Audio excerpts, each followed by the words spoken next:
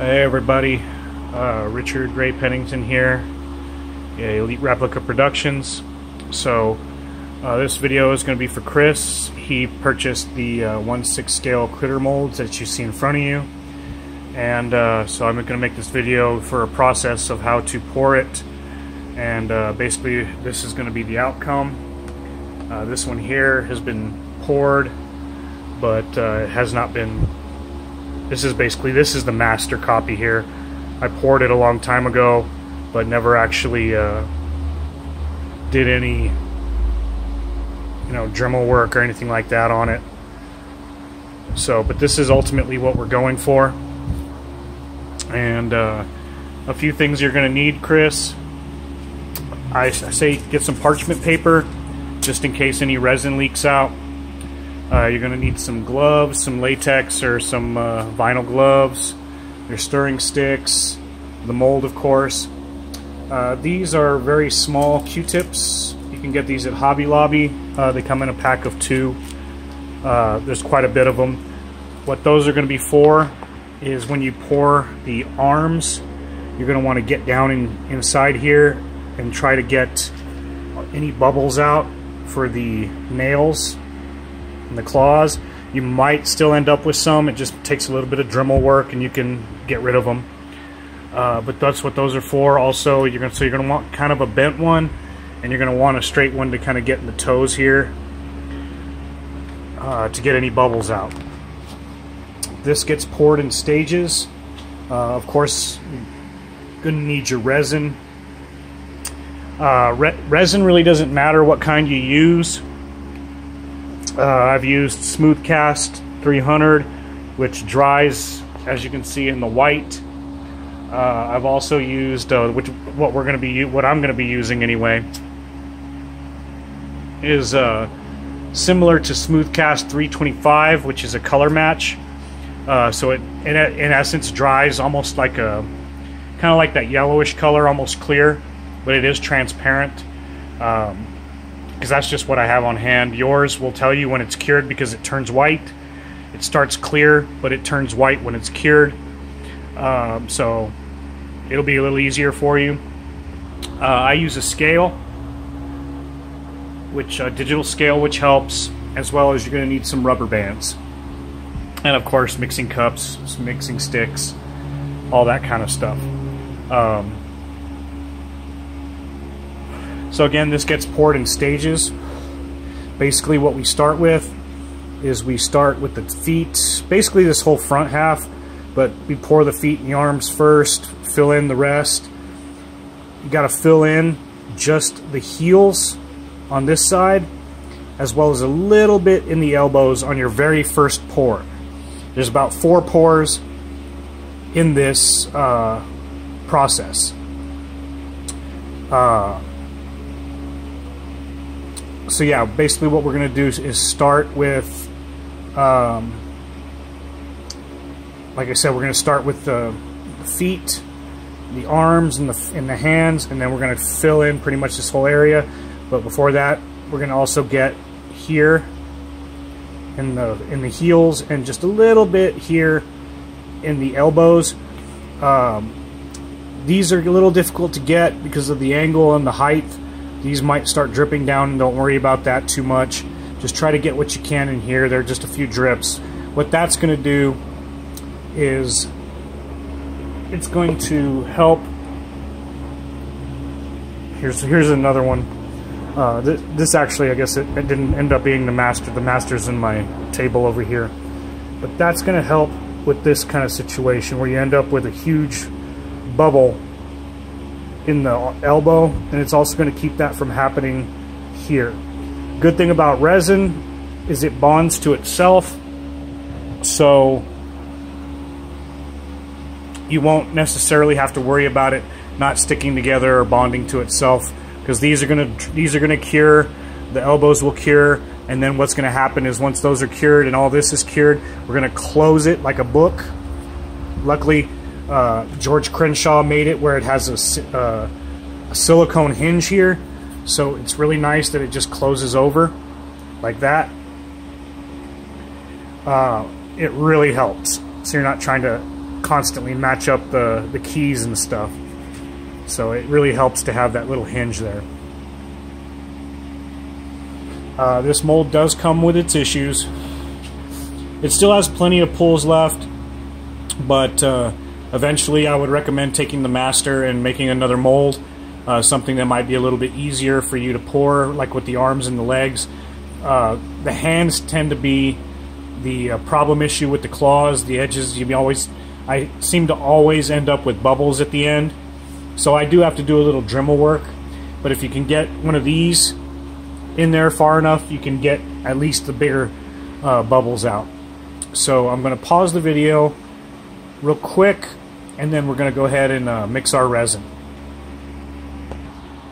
Alright, so I've got my gloves on.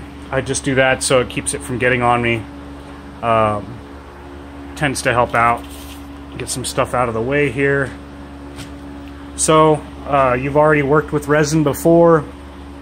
It's just a 1-to-1 ratio. So basically, you just take this first one, dump it in there, make sure that it matches. Like I said, I start with the scale, about an ounce and a half of each part A and part B, and then just mix it. Generally, it turns clear when it's ready. You want to make sure it's thoroughly mixed.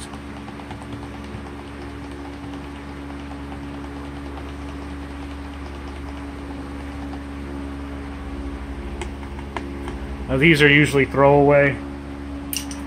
So again, what you're going to do is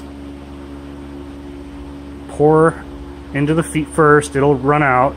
Just move over. Get into the arms. Get into the, like that. Come over here. Pour a little bit into the heel. You don't need much. Just fill it in.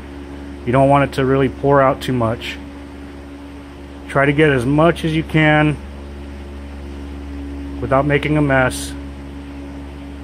In the elbow, it will drip out a little bit, as you can see. Then just come over here and fill it in. The trick to the arms is you got to make sure you get in here before it cures. Sometimes you will, sometimes you won't. It's kind of tricky because you can't really see what you're doing. Just hope you get it. Of course, get in here with your other one, get in the toes before it cures. It is a little tricky. You have to be quick. Just like that. It's pretty much all you're going to need as far as those are concerned. Now what you just do is you just kind of let this cure. Yours will turn white. Mine will not. So it's kind of just like a guessing game on when it cures. So give it a couple minutes. You don't need it completely cured, just where it's almost solid. You want these to be as cured as possible, so make sure you let it dry as much as possible. I always tend to come back to it a couple minutes later. But yeah, so that's pretty much where that's at.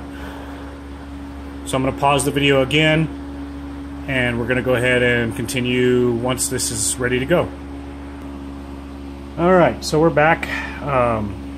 I've tested this with my little Q-tips here. They're both pretty solid. I am going to have to set this down to take the rest of this, since I need both hands. Hopefully you can kind of see.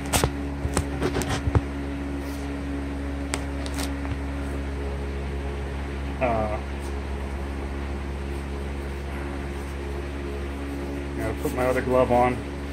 Get yourself a box of these vinyl gloves from Walmart. They're pretty cheap. They're great because they're cheap and disposable. You can change them at any time. So basically, I'm not sure if you can see what we're doing here. I'm trying to get my phone to stand up the way it needs to. Hopefully that'll stay. So what we got to do now is we're going to go ahead and close this. And this is where your rubber bands are needed. So you're going to take your rubber band,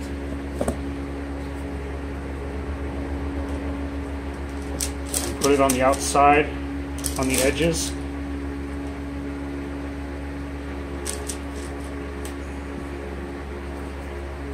Unfortunately, just because of the way this mold is, it still might leak, but this is to kind of try to keep it from leaking too much.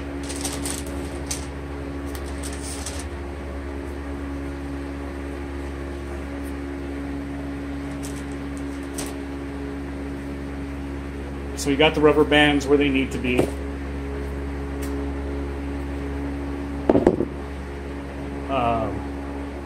Hold on a second, I'm going to go grab another rubber band. I'll be right back.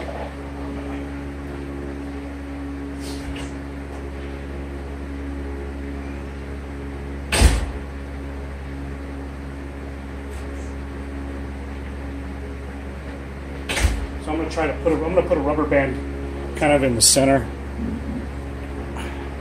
so it kind of holds the center together as well. The biggest thing about these rubber bands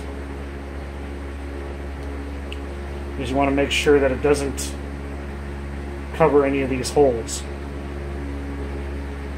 That's important. Biggest thing now is that it really doesn't matter which way you actually pour this. So again, I'd say about 1 ounce to 1.5 ounces for the very first pour. These are measured to 1 ounce of resin, just so it actually makes it a little easier and I don't over pour in certain areas.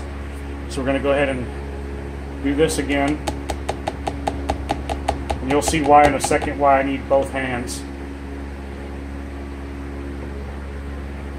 So we're going to go ahead and mix this up again.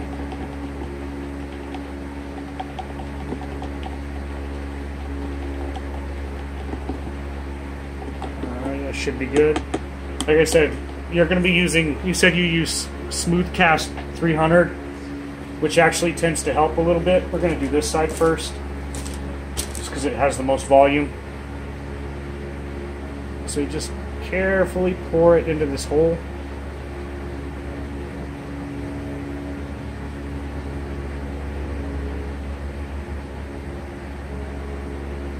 Just like that.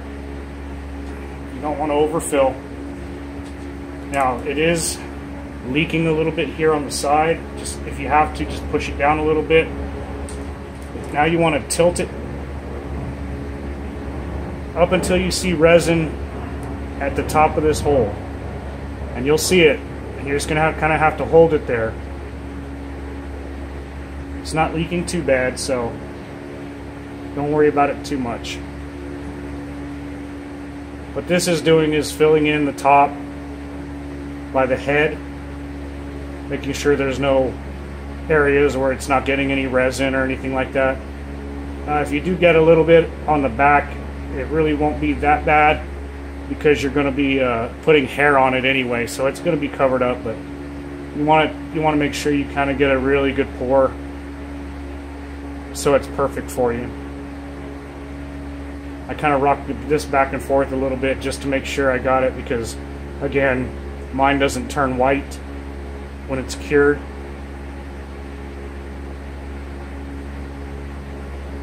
You have to hold it here for a little while.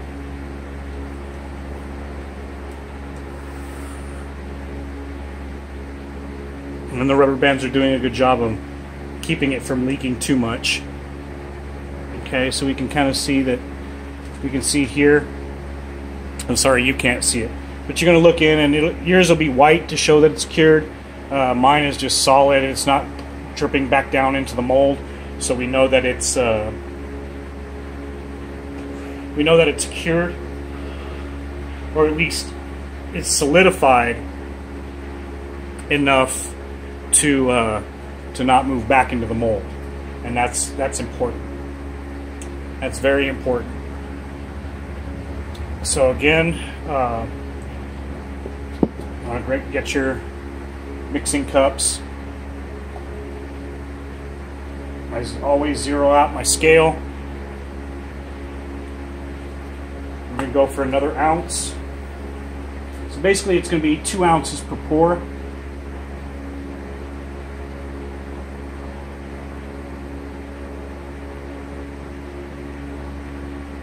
So we've got an ounce of that one. Move that out. Get our other cup. I tend to reuse the cup that had the that I ended up not mixing in, which is typically the it just saves on money and saves on cups. So again, pour another ounce of this stuff.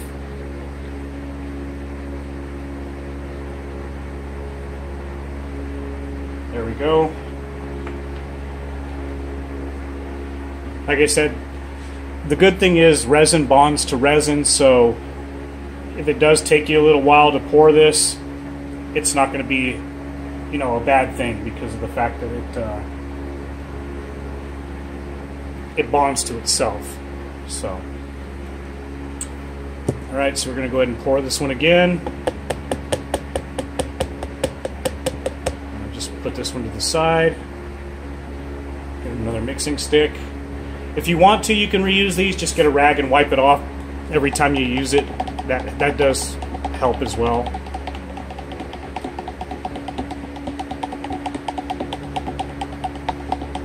Generally, it doesn't bother me to waste these things. I don't like wasting time, so I'd rather just waste a stick. So again, go to the farthest hole and pour it. Again, you don't want to overfill it. This might actually fill it up all the way. If it does, no big deal, but if it doesn't, all the better. Okay, so it didn't.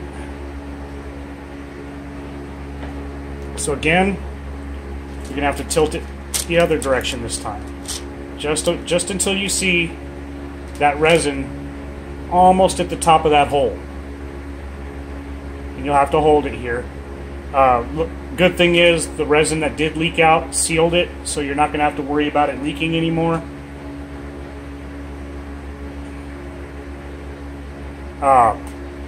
These gloves have resin on them, or else I'd pick up my phone and kind of show you. But the description is good enough. Just like I said, just tilt it until you see that resin filling up that hole. Again, yours will turn white when it's cured. Mine is just a guessing game. But now what we're doing is we're making sure we fill in the feet and the bottom and the back. By tilting it this way, it all flows down to the bottom and we get it filled in at the bottom.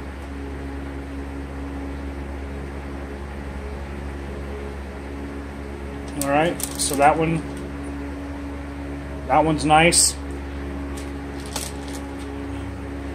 So basically what we now need to do is we're going to pour into this middle hole and fill up the rest of the mold. Now this, I still typically go with an ounce, but with this pour, since it's going to be the center part, I may go down to about a half ounce of resin.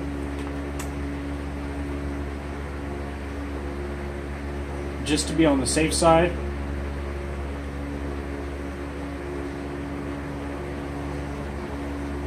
So there's about 0.6. So we're going to go to 1.2 ounces of resin. Now remember that you'll also be getting 2 of these. You're going to be getting 2 of these. Now what these are the molds for the eggs, which, let me see if I have any I can show you.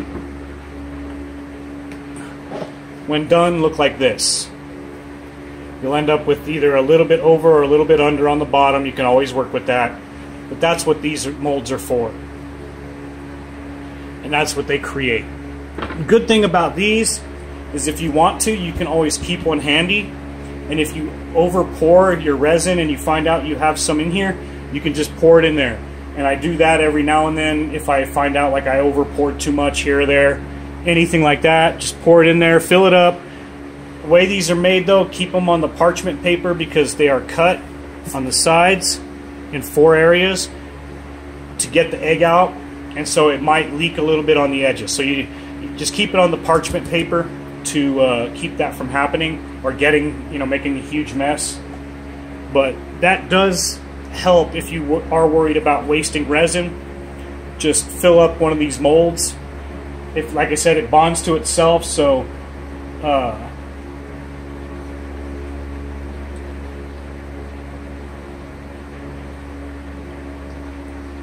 it's 0.6. So if you do put resin in the egg mold here and it only goes up to about halfway, you can always fill up the rest of the way. Even after it's cured, it'll still bond to itself. So keep that handy if you're worried about wasting resin. So we're going to go ahead and do this. Always tap it a little bit. Get your mixing stick. Mix up your resin. Now we're just going to pour the rest in the center.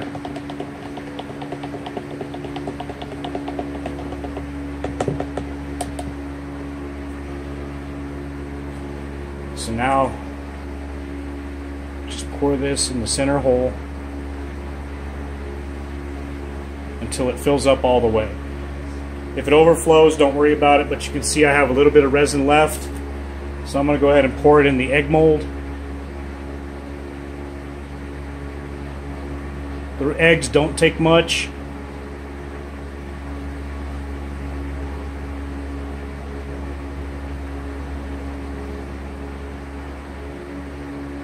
That didn't quite fill it up all the way. There's a little bit left, but no big deal. So now we don't have to worry about touching this until it's pretty much cured. Now with the egg mold, if you want to make some hatched eggs, if you don't fill this up all the way, you can always leave what's left and drill it out or Dremel it out and make a hatched egg, which is really cool. These are solid, so you'll have to do some Dremel work and stuff, but it doesn't take too much. But if you leave it either almost all the way, I'd say 3/4 of the way full, and you want to make a hatched egg, that's the way to do it. Just fill it up about 3/4 of the way, or even a little bit more. When this is cured, take the egg out, and part of it will already be missing. Let me see if I have one to show you. I don't think, yeah, so something like this. I didn't fill it up all the way, so now this one here, I can take a pencil and kind of mark out little edges where I want it to be. Then I drill it out first to get a hole, and then just take your Dremel and go in and just dig it out as far as you want it. Then you can fill it with silicone and let it drip out, and then there you go, you got a hatched egg.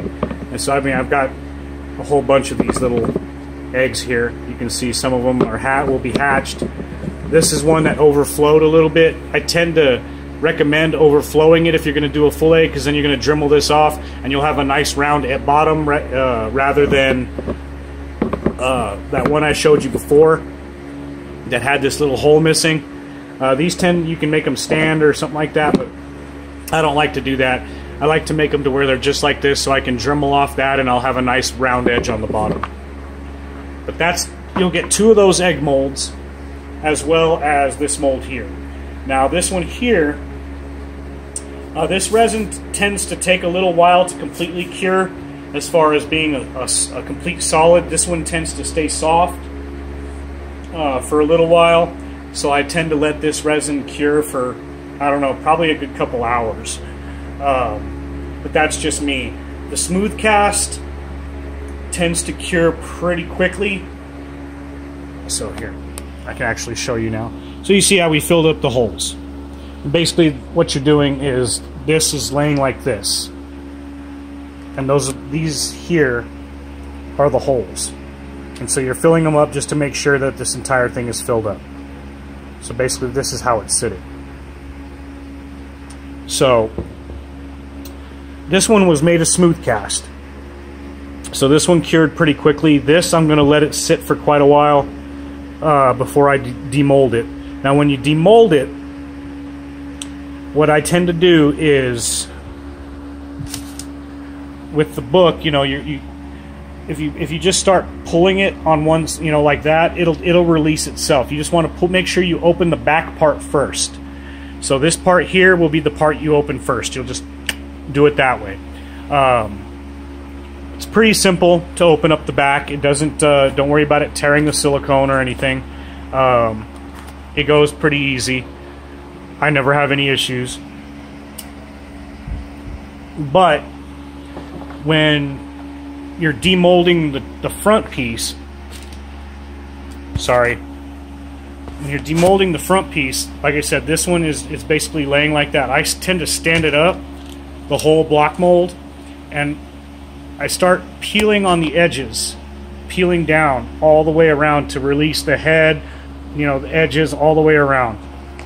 You can pull up on the bottom like this and start releasing the feet. The hard part in the trial is going to be the hands. You'll notice inside the mold whenever you look at it that there are a couple cuts where the arms are. What that does is it allows you to gently work the critter out of the mold without breaking the arms off.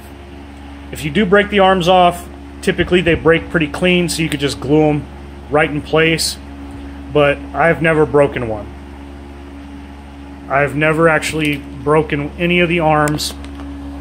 It's basically just a matter of being gentle. And once you kind of break the seal of the front, the feet, and the sides, it's just a matter of taking this and pulling top out like that, and it'll work itself out just like that. Like I said, this is going to take a little while to cure to where it's a complete solid, to where I'm comfortable demolding it. So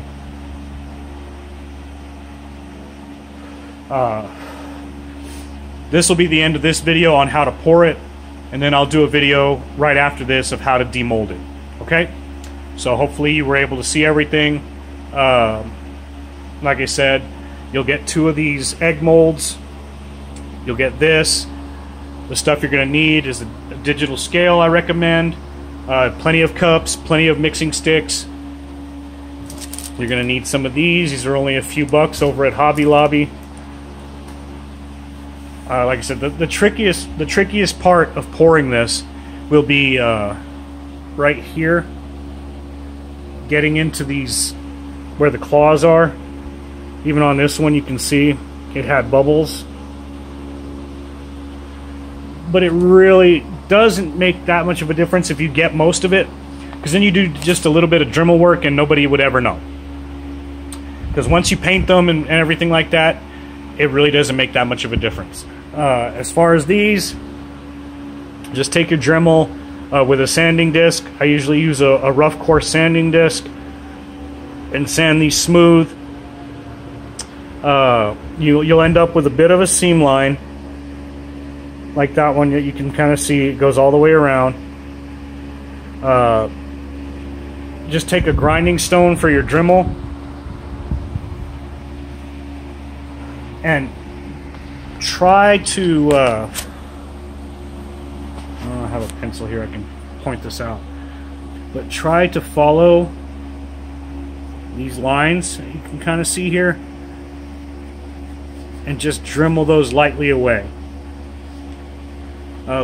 Any seam flashing that you may get because of the leaking here, you generally can just break that off with your finger. It's no big deal.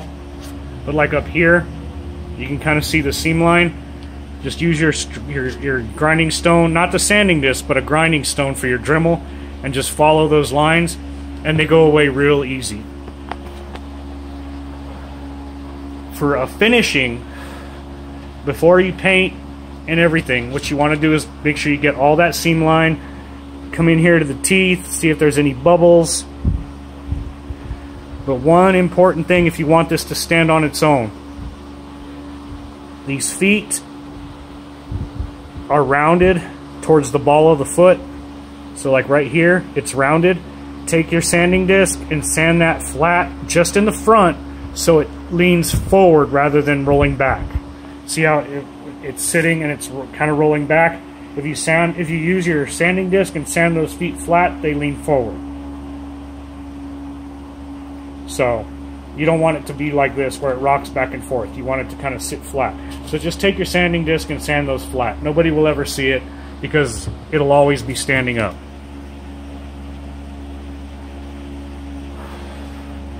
And that's it. So I'll upload this video for you to watch, and then I'll do another video for demolding it.